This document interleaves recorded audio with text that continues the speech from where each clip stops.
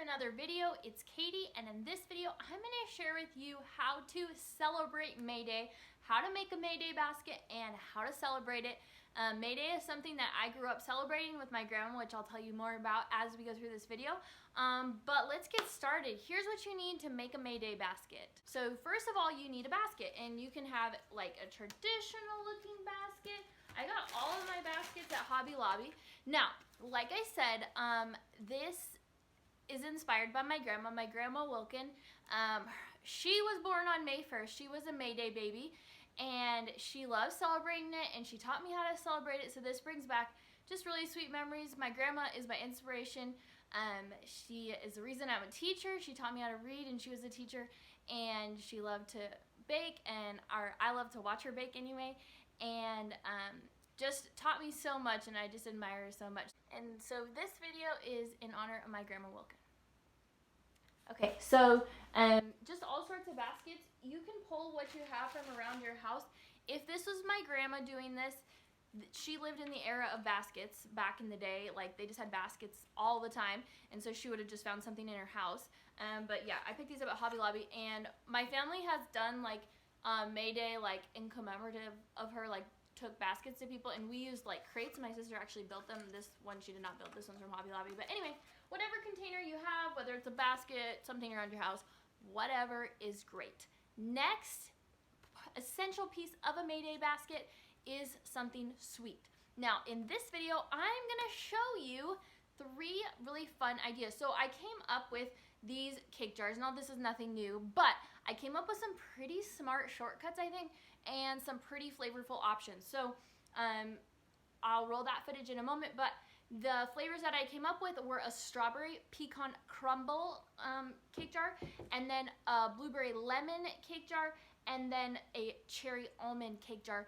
And the reason I love these is I was trying to come up with something that's a little more shelf stable, because in a minute you're gonna find out how to celebrate May Day, and it's leaving stuff on people's porches, and so things may not get in the fridge right away, and so I don't want to be putting whipped cream on people's porches. So here's how I made these cake jars. To keep things simple, I'm just using cupcakes made from box mix. So I made a lemon box mix, I made a vanilla box mix, and then I did make a vanilla box mix and added almond extract, and so this will cover the 3 flavors I'm making. Okay, all the frosting bases will start off the same with a stick of butter. And you're gonna pop this into your mixer, and it needs to be softened. You'll just beat it up until it's kind of whipped up, and then we'll go from there. Okay, so it's beat nice and fluffy, and from here I'm gonna add 2 cups of powdered sugar. And again, each recipe base will be the same. It's just what I add at the end that will make it a little bit different. So I'm adding in 2 cups of powdered sugar and beating that in. And you'll want it to get nice and combined and fluffy. Okay, so the frosting is now coming together, but it's super thick, so now I'm gonna add some cream to it. And I'm gonna be adding 2 tablespoons of cream.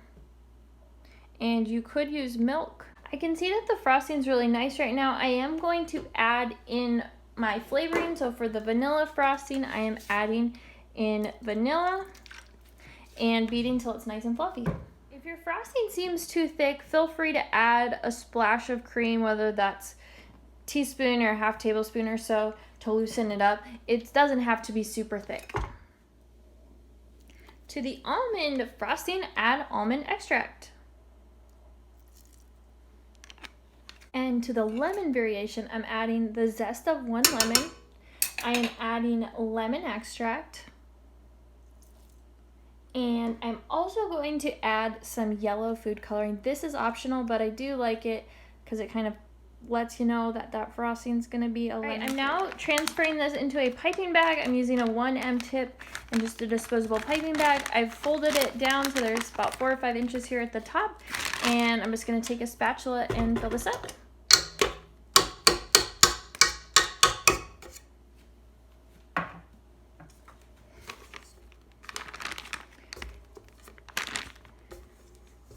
Okay, so I have my melted butter here, and I'm gonna actually start by adding my brown sugar because it is hard as a rock.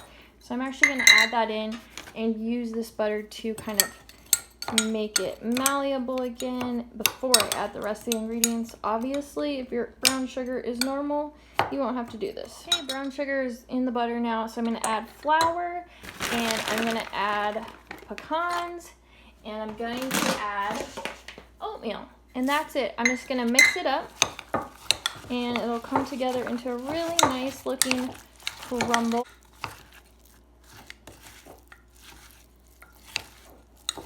And there is the pecan crumble. So now I'm going to bring in a pan, and you do want it lined with aluminum foil. And I'll just dump it into the pan, and then just kind of spread it out. And then it's going to go into a 350-degree oven for about 5 to 10 minutes, and when you smell it, it's time to come out, although you probably should set a timer, and I usually forget. Okay, so these are the preserves that I'll be using to layer with the cake, and it just makes it super easy. So I have strawberry, blueberry, and cherry, and this is a great brand. I'm definitely not sponsored by them, but it has a lot of like fruit chunks in it, and it's got a lot of good fruit flavor. Now, in order to make this work, okay, got it open. In order to make this work and to make it really work in these jars, I'm going to be taking some of these preserves out, and again, you can see the actual fruit chunks in it. And I'm going to be adding lemon juice to it. Now, the lemon juice does two things. First of all, it'll thin it out because right now it's too thick to layer in the cake. And the other thing that it will do is it will brighten up the flavor. So this is not crazy sweet, but it will help brighten it up so it's not overly sweet, and it balances really well with everything. And I'm going to do this to each flavor of preserves that I have. All right, to get started here, I'm just taking a cupcake, and I think it's going to take about 2 or 3 of them per jar. And I'm just going to cut them in half. All right, let's put together a cherry almond cake jar. So I'm going to start by putting a layer of cake down into the bottom of the jar, and this is the vanilla cake with almond extract in it. And then I'm going to come in with my almond buttercream. So it's that same buttercream base, but with some almond extract in it. And I will pipe a layer of that. And that's in there. And now I'm going to go in with my cherry preserves. Again, I've thinned them out with just a little bit of lemon juice. Be careful not to add too much because you can make them sour. And then I'm going to come in with some almonds. So I really want to drive home that almond flavor with some actual almonds, and it'll be a nice textural element as well. So there's that first layer, and I'm going to add another layer of cake and keep going. So again, I'll just press it down. Want it pretty tight. You don't have to go too crazy, but want it to have nice tight layers there. It'll look better if it is a little bit tighter. And then doing the same steps until the jar is finished. So coming in with more almond buttercream, more cherry preserves. And again, you don't need too much of any one thing, just nice thin layers so that when someone's eating this, they get little bites of everything as they go.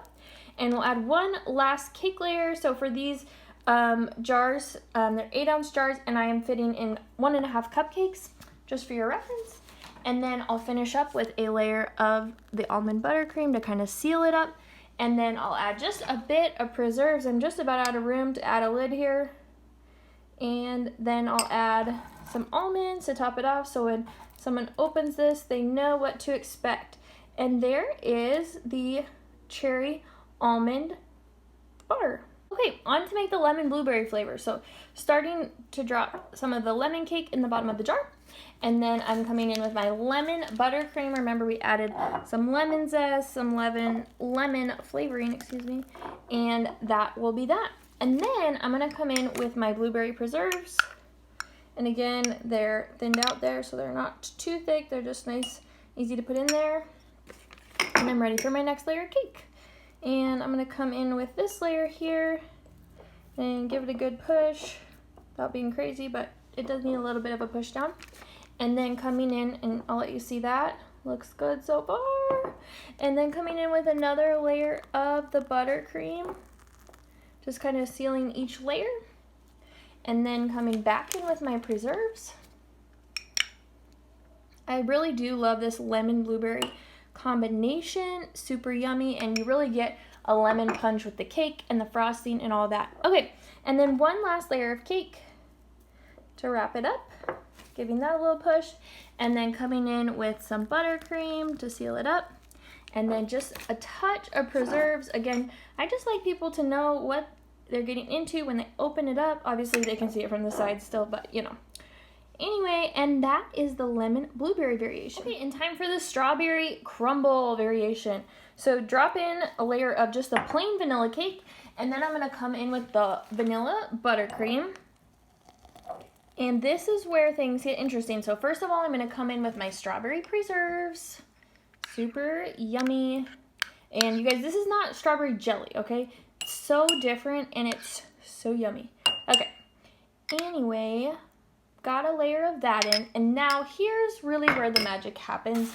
It's in the crumble, okay? Crumble is amazing, and I think you're going to love this one.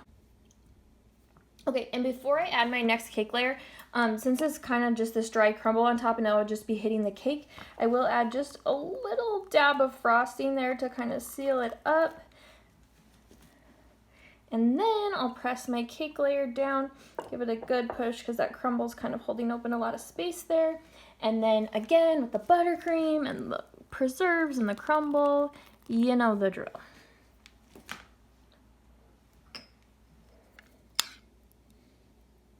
Oh boy. There we go. That actually didn't turn out too bad. Okay.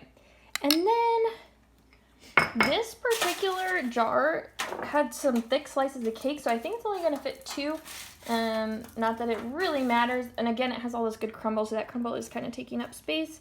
And there's that. I think I'm just going to add a touch of buttercream on top, and then a few more preserves. And there is the strawberry crumble. Yum. Okay, you have your basket. You have your sweet treat, and you could put anything, but the cake jars are super cute and super easy to pack up and, you know, self-contained, all that good stuff. Anyway, and the next thing you need is flowers. Now, I just bought a bouquet at Walmart, and I could make several more. This is one that I made in just like one of these little mini milk jugs. And then I also made some bouquets that were just like this, just like tissue paper and flowers. And here's how I did that.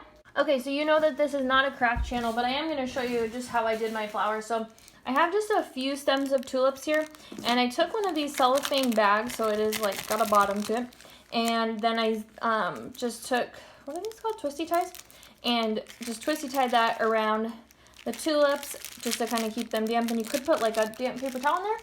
And then I'm bringing in some tissue paper, just laying this on an angle into the corner here, and then bringing one side over and then the other, and then just taping that closed. And that's just kind of my little bouquet. And you can make like a Walmart bouquet go very far by doing this. Okay, so those are the 3 essentials. If you want to celebrate May Day, you need a basket, you need something sweet, and you need flowers. Now the extras that you can add on. Now I want you to be careful with extras because this is not Easter. This is not an Easter basket where you put candy and all sorts of stuff. May Day is about being simple, and that's kind of what I like about it. So if you want to add a few things, you could add a handwritten note. That would be really sweet.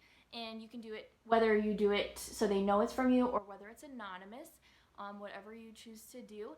And then the other things you can add ribbon, which you guys will see when I put my baskets together, using a little bit of ribbon on some of them. And then also you could add either some filler. Again, we're trying to stay away from Easter, but got to keep stuff from tipping over. Or kind of a cuter way to do it is I have some of this like cheesecloth, and you can kind of use it to wrap things up in there a little bit, I don't know, cuter to me, less Eastery basket. So those are a few add-ons. One thing is, I don't know what the one thing is. Okay, so let's put the baskets together. So here's one iteration. I've added the little milk jar of flowers. I did add a note to this one. And then this one has that cheesecloth and then kind of a traditional basket. I think it's super cute and nice and simple. All right, to this basket, I added the tulips and the tissue paper, a few of the cake jars, and then to this one, I added a bow. Again, totally optional, simple is best. Here's one more simple idea. So I added this cute bow on, and then these flowers, it's kind of hard to see, but I just stuck the stem in, and just a simple way to make a cute basket. Okay, so now you have your baskets baskets all put together. They're looking super cute. They've got a lot of stuff you yourself would like. But what do you do with them? What is the traditions for May Day? Well, I'll just tell you them the way that I know them. I looked them up online, and honestly, they're pretty similar to what I grew up with, so I feel like I'm not totally off base here.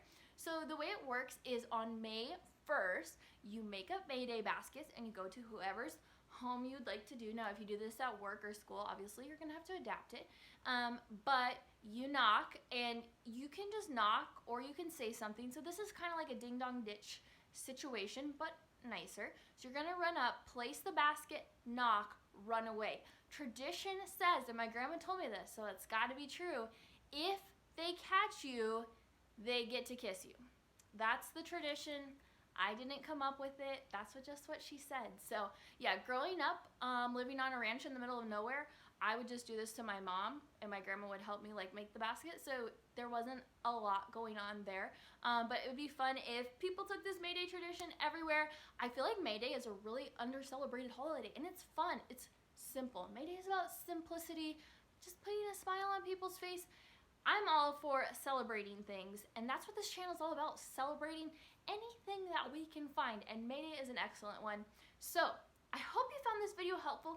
If you did, give it a thumbs up. If you want to see more videos like it, hit subscribe, and I can't wait to see you in the next video. Thanks, bye!